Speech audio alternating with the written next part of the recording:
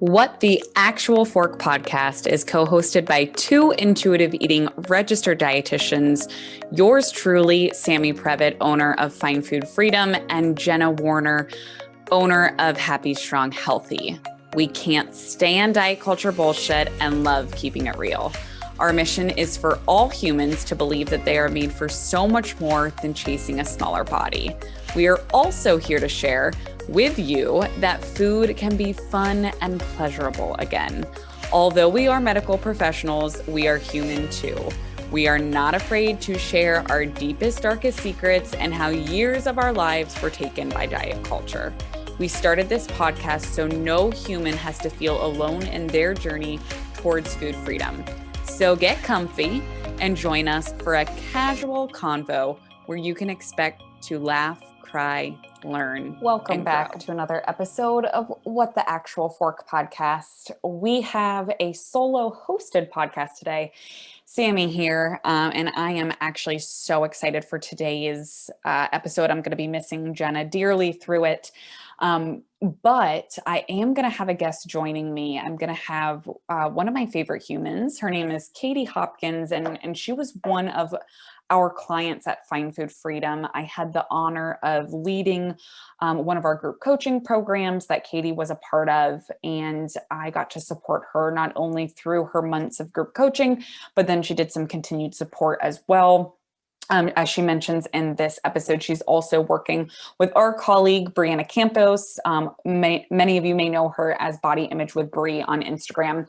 So, when we're recording this podcast today, Katie, although she is a past client of mine, she is such an expert of her own body, and her experience with intuitive eating and body image is just amazing to see how much she has done and where she's at today versus what we're going to be talking about today, which is, drum roll please, Noom. Yes, we are talking about Noom today. And this idea was brought up by Katie to me when we were talking about just kind of where she was, when she was wrapping up programming, and she had shared with me, which she'll share in this episode. I don't want to give too much away, but how Noom was the last diet that she was on before coming to Fine Food Freedom. And I think that it's just so important to share true stories that our clients have and their life experiences and their lived experiences, because I think as a listener, you can probably relate to this. And we get asked all the time, what do you think about Noom? What do you think about Noom? What do you think about Noom? In our DMs. And now I'm just so thankful that we're going to have this episode of the podcast to just say, go listen to this podcast. And that's what I think about Noom. And it's funny, I have Noom's website pulled up here. So here's what they stand for: helping people everywhere lead healthier lives through behavior change. Noom is a mission-driven technology company. Let's remember that's what they are, a technology company dedicated to building a healthier world. Our core products combine technology with human empathy to empower personal change, and these principles are reflected throughout our entire company. Now, I want to just kind of put as a disclaimer, right? This is just our personal opinion. So use this as informational and educational purposes only. But no, Noom, you're a fucking diet. Let's just cut to the chase. And we're going to talk about that all day today on this episode. But a diet, when people ask me, what is diet culture? I think a lot of times people think, okay, the keto diet, right? Or Whole30 diet or intermittent fasting diet. Like, these are specific diets. But also this program, Noom, the entire purpose is intentional weight loss. That is a fucking diet. So I just want to make that explicitly clear that Noom, you are a diet, no matter what your marketing says. As you guys can tell, I'm getting pretty heated over here. And I just want to make that clear. Like, they're tricking so many people into thinking that they're not a diet by saying they're not a diet, but they're a diet. So let's just say it one more time. Noom is a diet. Okay. Now I want to make it also very clear that here at What the Actual Fork Pod, we are not anti-human beings dieting. Jenna and I both have shared our extensive history with diet culture and being diet culture dietitians, and we've had years of our own diet path. So if you've done Noom, or if you're thinking about doing Noom, this does not make you a bad human being. We are anti-diet culture. We are not anti-human beings dieting. So this podcast is for you if you've thought about doing Noom, if you've done Noom, if a family member is going to do Noom. This is our opinion on it. And as a registered dietitian, certified intuitive eating counselor, certified personal trainer, I'm here to tell you that it's a diet.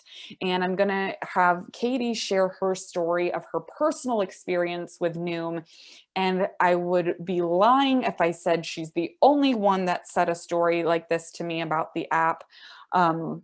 She is one of many of my clients that has had a similar experience. So we're going to get into the episode with Katie, but I just want to kind of friendly reminder, if you have not already, please, please, please take your little fingers, pick up your phone, and leave an honest review of what you've thought about our podcast thus far. It just means the world to us, and it'll bump our podcast up in the listings for nutrition. And as you all know, if you've listened before, there's a lot of bullshit in the nutrition category with the podcast listings. If you don't already, come follow along and be in our Find Food Freedom community. Make sure you go over to Jenna's page at Happy Strong Healthy RD. And of course, follow our podcast Instagram. What the Actual Fork Pod is our handle.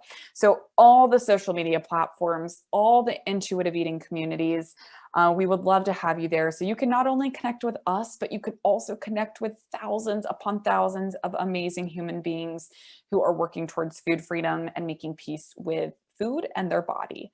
So I'm going to stop talking. I'm going to hand over the mic to Katie. This episode is just so awesome. Katie, thank you again from the bottom of my heart for being here, for sharing your story, for your vulnerability, for your courage, and just congrats to you for how far you've come. And I just feel so honored to be able to be a part of your journey and walk alongside you. So here is Katie and I's take on Noom. Thank you so much, Katie, for joining me today. So I am so excited about this conversation. I think when you and I were wrapping up working together, I think that's where this idea started. We were like, hey, if you need anyone to come on your podcast and share their experience with Noom, I am more than happy to tell my story. So I'm just going to pass it on over to you, and then I might stop you and like dig in a little deeper, but I just want you to share your honest experience with Noom. Okay, thank you for having me. My experience kind of traumatized me, and I wanted to share. So when we were wrapping up from the program, it was like, hey, if you're interested, it was a bad experience, and I thought this is not healthy, and people need to know what's going on here. To give a little background on myself, what made me susceptible to their advertising was I had been dieting for literally 5 straight years. And I had just come back from a beach vacation with a lot of slender people. And I had spent the summer horribly restricting calories. It was very unhealthy, and working out about 2.5 to 3 hours, 6 days a week, and I hadn't lost any weight. So I have since learned that was my body being like, please don't kill us. We're trying to keep you alive. But it was like, I thought something's wrong. It's not working. Why didn't I lose any weight? So I actually didn't realize it till I started putting some thoughts together for this. This was the last diet I did before I started working with you. And this was the one that made me go, fuck dieting, I'm not doing this. So I started on November 1st of 2019. And at that time, it appears that it has since changed. At that time, you answered a questionnaire, and they gave you a set number of months it was going to take to reach your goals. And for me, that was 8 months. And part of the thing that interested me was all of the talk about psychology and how it's different, and how this isn't about dieting. This is about, and this is a paraphrase of what I found on their website, that it addresses the underlying issues that, we'll say air quotes, caused you to gain weight in the first place, to keep you from gaining the weight back. And my college career was spent psychology, mental health counseling. I was like, oh, this is interesting. It's counseling for weight loss. Okay, I'm going to give this a try. The first couple of weeks is just teaching you how to diet. That's really all there is to it. They have these little lessons that they have you do. It takes 5 to 10 minutes every day. And for the first 2 weeks, it really was about all the diet stuff, about drink water if you're hungry and eat volume over satisfaction. And I'm like, if I have to eat another freaking salad that's mostly lettuce, I'm going to shoot myself. It was just like, and for me, I kind of felt like I was experienced and it wasn't helping me because I already knew all this. I'd been doing this for 5 years. And I was like, well, I'm going to stick with it, because they at that time made you prepay for everything and clearly state part of the psychology is you have to prepay so you'll use it, because they don't issue refunds. And I was like, okay, I'm going to stick with this. And then it got into more about like emotional behaviors and, like saying that you're eating emotionally and that's one of your issues. And here's how you set up a exercise routine. And this is how you start cooking at home. And again, I'm just kind of like, I've been doing this for 5 years. One of the things that I had really been interested in is they set you up with what they call a goal specialist, and you chat with this person once a week. And I'm saying they claim, because that was not the experience I had, that this person is a professional and they're either an exercise physiologist, a social worker, a dietitian, a personal trainer. Mine was straight out of MLM hey hun culture. And that is not my personality. I literally told her, do not talk to me, because I could not take it. I was looking for the deeper dive into the psychology, and I get somebody that's like, hey girl, how'd you do this week? I'm like, fine.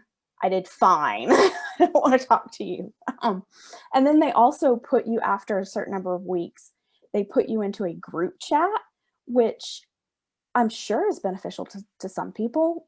But it was like, here I am, the experienced person coming into a bunch of newbies. And it was all about all of the stuff that when you're first dieting, you want to know, like all the hacks and the tricks. And I'm like, I've been there, bought the t-shirt. So it wasn't very helpful. And I didn't lose any weight. And for 2 months, I didn't lose any weight. I also took issue with their food tracking, because they want you to log it every day. And it's exactly like MyFitnessPal, but it's not as detailed, and I am a detailed person. I want to know exact things, and here I was kind of having to like think like, maybe it's this, maybe it's that, I'm not sure. And also, being a vegetarian in diet culture, you're kind of ignored. There's, if you eat meat and if you're a vegan, and then you kind of have to like create your own thing if you're a vegetarian. So a lot of the things that I would eat regularly weren't even in their food database. So I would have to like guess what it was. And they also have colors that you track your food in it, and it's a stoplight. It's green is as much as you want, yellow is in moderation, and red is little, but they really mean none at all. And they don't give you a calorie range. They just tell you to eat mostly green. But when you go to the tracking page, it lists the calories that you're consuming under each category. And after you reach a certain number of calories in your yellow and your red, all of the font for that changes to red.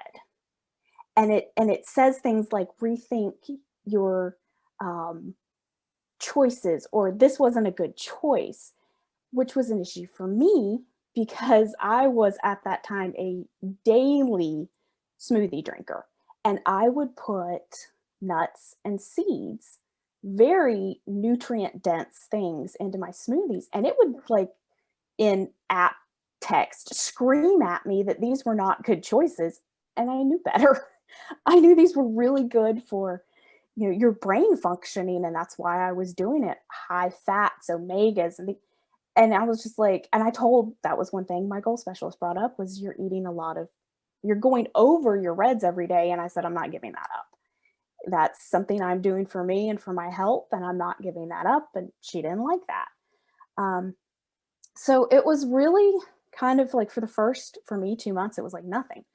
And then at about the 8 or 9 week mark, it started going into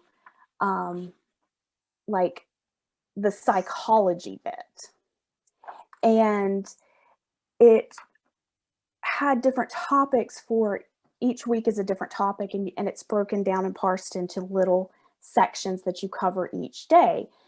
And it got into things about controlling your quote unquote triggers and managing your quote unquote stress, not with foods. And I remember one week I was like, oh yes, we are going to get into what I signed up for with this program. And then what it was like, I remember sitting, and I'm in North Carolina. It has rained and been overcast for 4 days.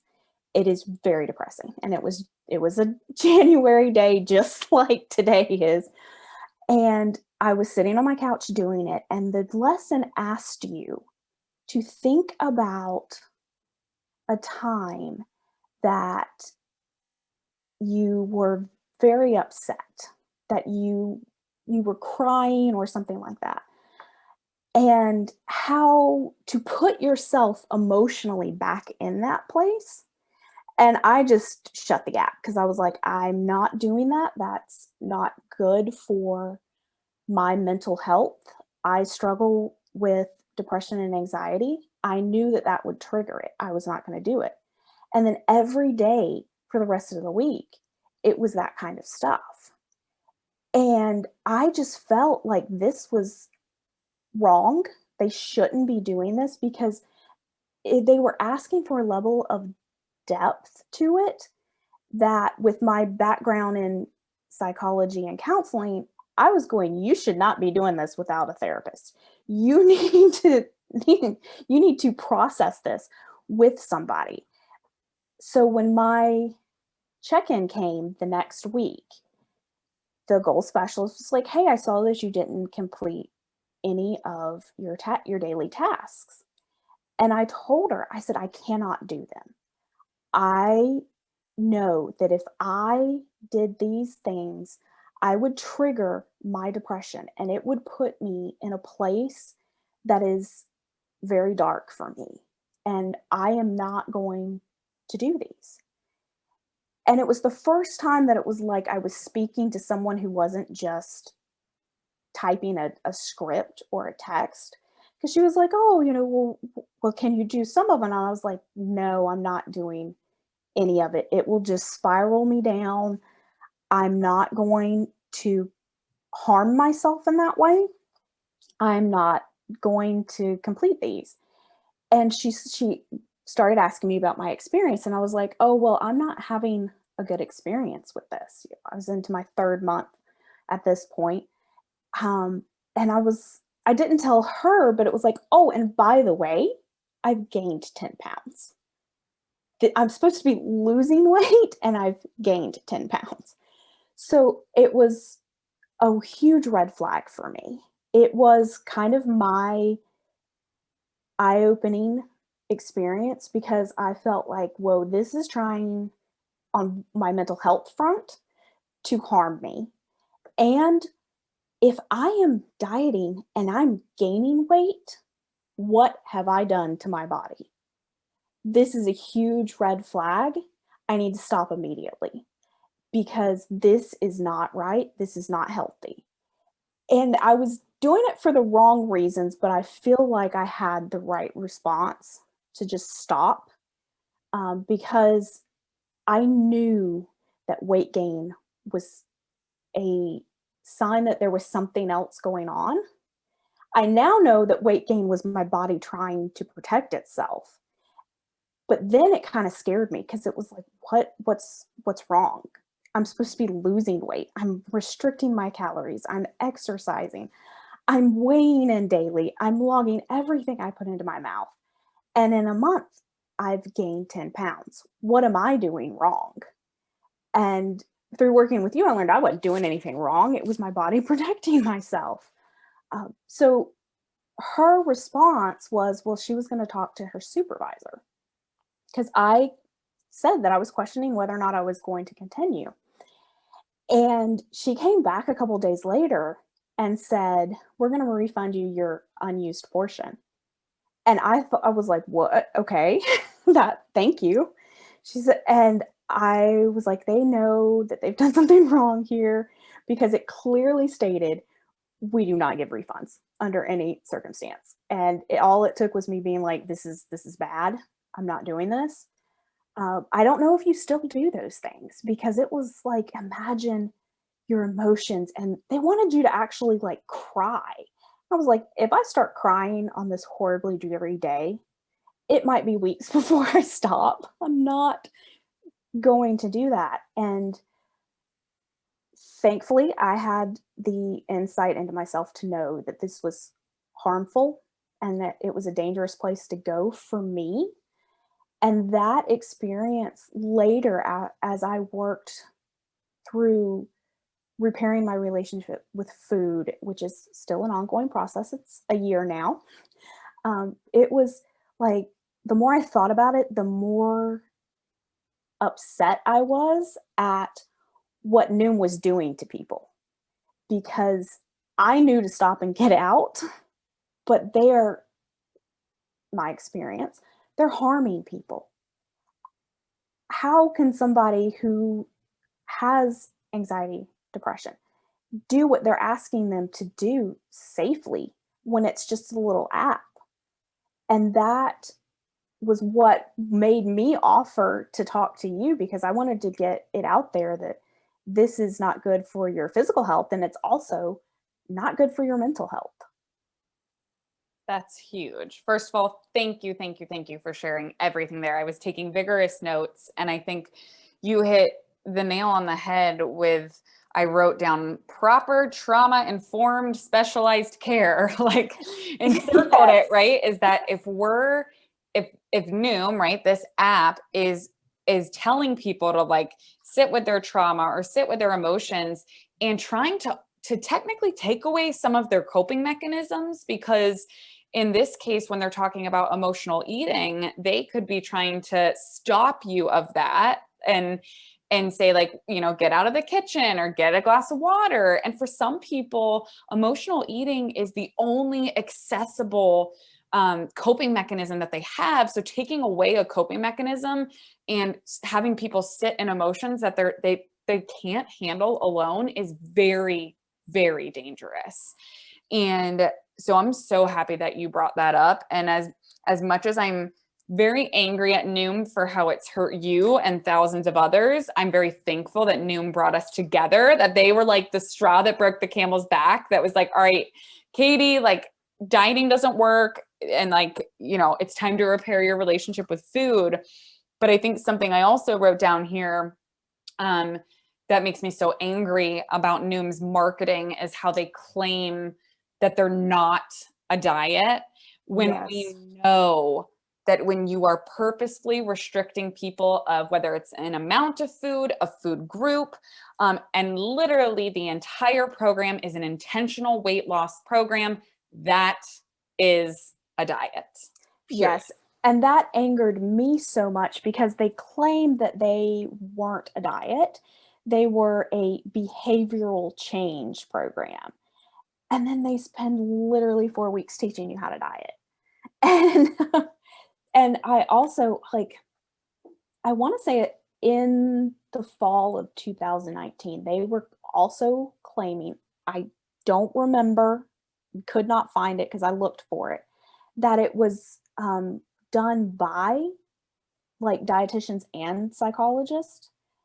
Cannot find that claim anymore, but I feel like that's what their marketing was, and that's what hooked me, and then I got really upset because maybe they consulted some people, but it's was created as a money-making app by a software engineer and an electrical engineer.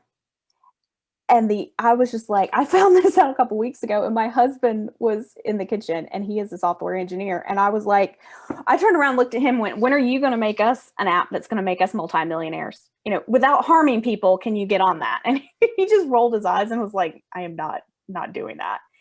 Because I was like, this is designed by two men to make money. This was not coming from a place of helping people at all. It was just literally, you can read about it where they're like, how can we make money with an app? And they saw a niche they could fit into, and they're worth like $117 million this year.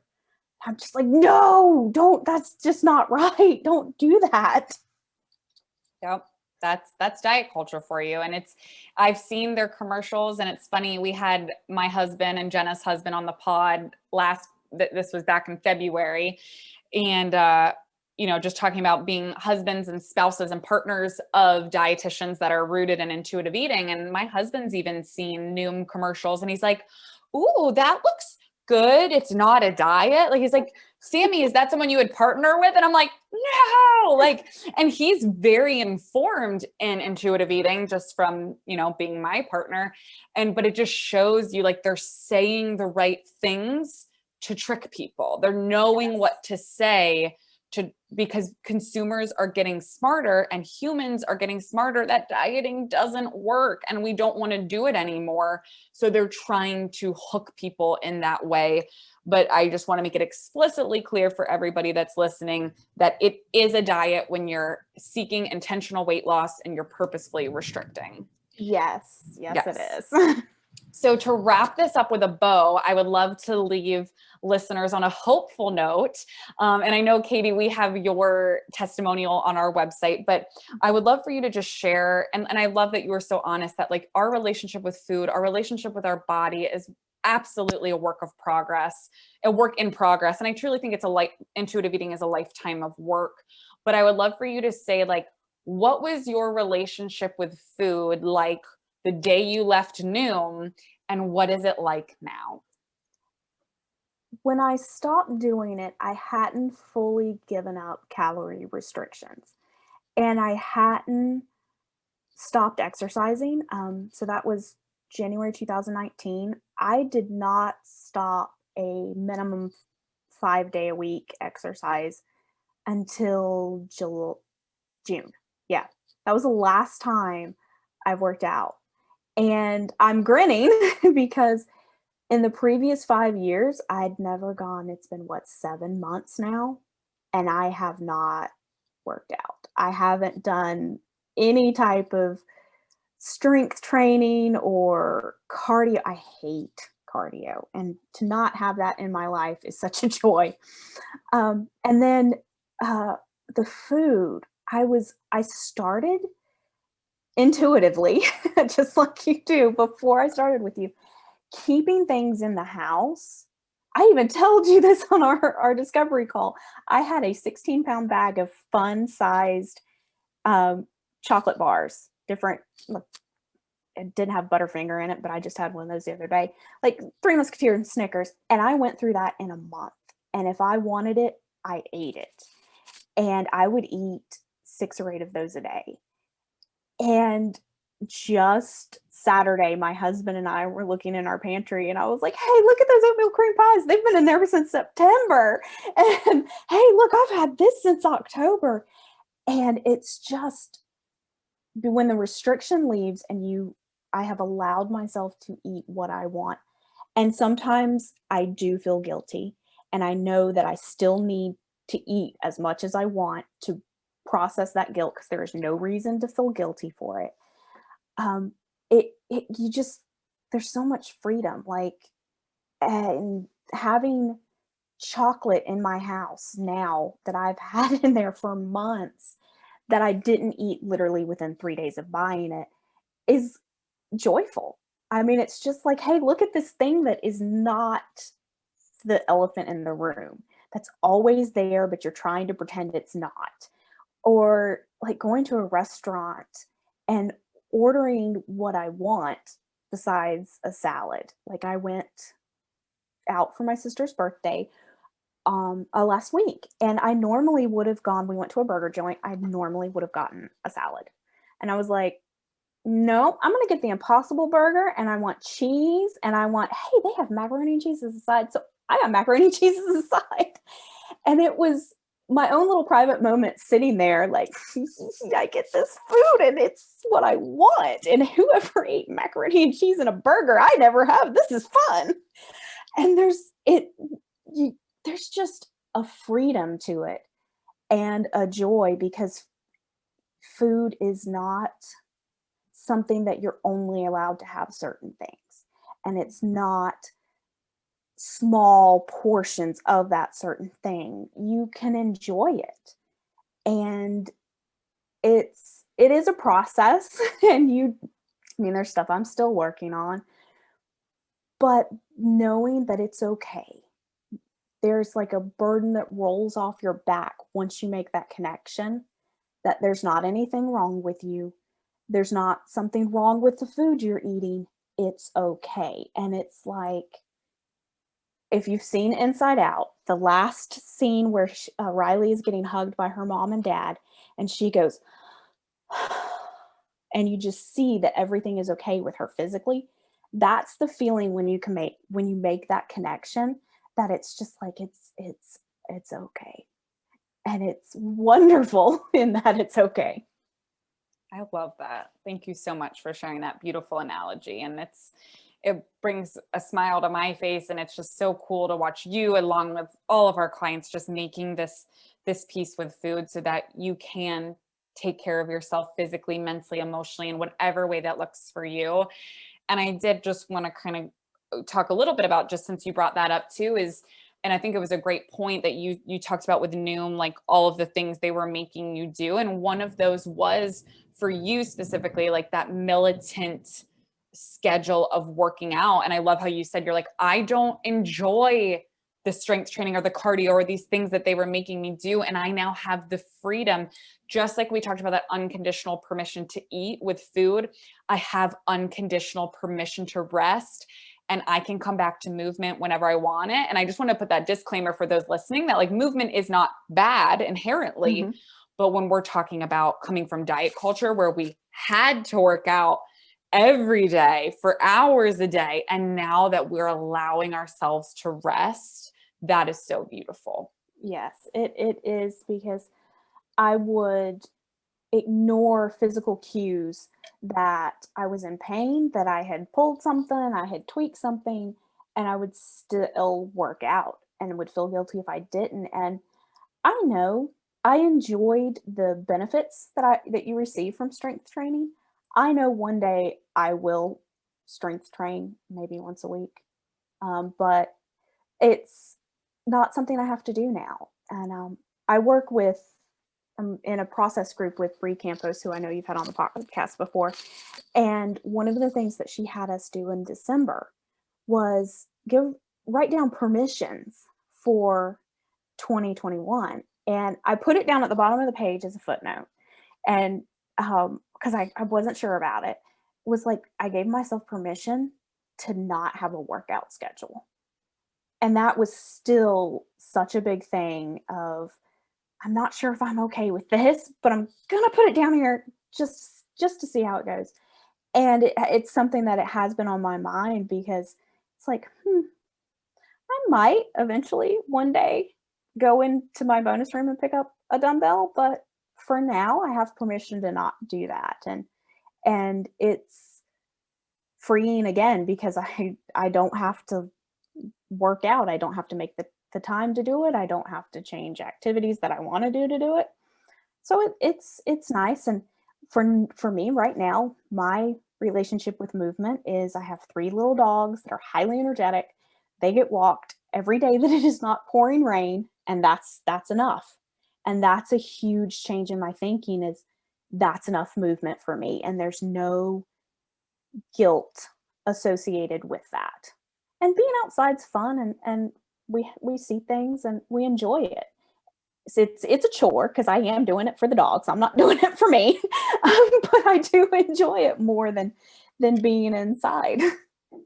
Yes, I think that is a beautiful thing. And that's, as you know, when we walk through Find Food Freedom programming, we talk relationship with food, relationship with body, and when needed, we refer out to Miss Brie Campos because she's amazing. And then that relationship with movement too. Those are all 3 separate relationships. They're very intertwined. There's a lot of kind of intersections between them, but they're all separate. And I think it's so beautiful when we get those permission slips, like Brie calls it, or when we give ourselves that unconditional permission, whether it's to eat or to rest. Those are integral parts of creating a peaceful relationship with food or with movement, where these apps, going back to our conversation, just don't have that. Like, it's like, you're either checking this box and doing it, or you're bad and it's not working and you're failing and all the things. So to wrap this episode with a bow, I would love to just pass it over to you. If there is somebody that is listening to this podcast right now and they were like really thinking about doing Noom, right? They're like, oh, I want to see what they have to say about Noom. And they clicked on the podcast. If you could leave them with just like one piece of advice, or if they can walk away remembering one thing, what would you want it to be? Do not do it. Invest the money that you would have spent on less than a week and buy the Intuitive Eating book by Evelyn Tribole and the workbook that goes with it, because you'll only spend about maybe $40, and you will learn so much more, and it is way more helpful, and it is going to probably be the help that you are looking for from Noom in those books. And start there. And then if you want to explore it, you have Sammy's contact information in the podcast notes. Contact her or Jenna and work with them, because you don't set yourself up for what Noom is going to do to you. Set yourself up for success and just close it down. Don't download the app. Get away from that questionnaire. Just don't do it. Well, thank you for the shameless plug. We did not have that planned. You're welcome. But for those listening, I want to just piggyback off what you said. Of course, I think starting with the Intuitive Eating book, I think, is the best possible thing, because you can really get curious about what it is. And I think I always love to leave people with like a question. So, Noom claims to not be a diet, which we just know is that they are a diet. And so kind of leaving people with that question of like, where has dieting and restriction gotten you thus far? And kind of sit with that. And then knowing that Noom is a diet, if you want to do it, you have all autonomy in the world to do whatever you want. But if you're ready to make peace with food, there's thousands upon thousands of resources. And of course, we would love to be the ones to help. But if it's not us, we have many that we can refer to. But I love where Katie's head's at, is that book and that workbook are a great place to start, and a pretty cost-effective way to do it as well. Yes, it is. Yes. Well, thank you so much for being here with me, Katie. I think your story is going to help so many people, and I can't wait to share this. No, thank you for having me. Guys, thank you so much for listening to another episode of What the Actual Fork Pod. We know there are a lot of pods out there, and we are so grateful that you are here listening with us. If you enjoyed this episode, please be sure to subscribe, like, share with all your friends and faves, and follow along with us on social at What the Actual Fork Pod. We promise to continue to bring you the hottest topics, greatest guests, and the most fun you can possibly have while fighting diet culture bullshit. We love you, we appreciate you, and we will see you next week for a lot more fun.